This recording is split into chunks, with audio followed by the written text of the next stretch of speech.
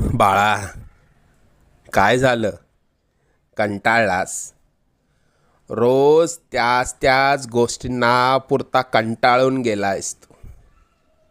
अजून किती दिवस सोसावं लागणार हाच विचार तुझ्या डोक्यात असतो ना.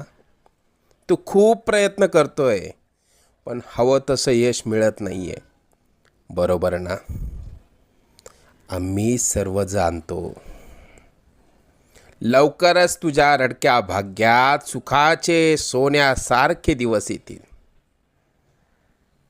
आम्ही सदैव तुझ्या आणि कुटुंबाच्या पाठीशी उभे आहोत.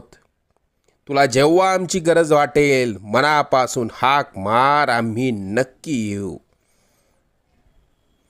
लवकरच तुझ्या मनात असलेली इच्छा पूर्ण होऊन अक्कलकोटला येणं होईल. येशील ना पेढे घेऊन?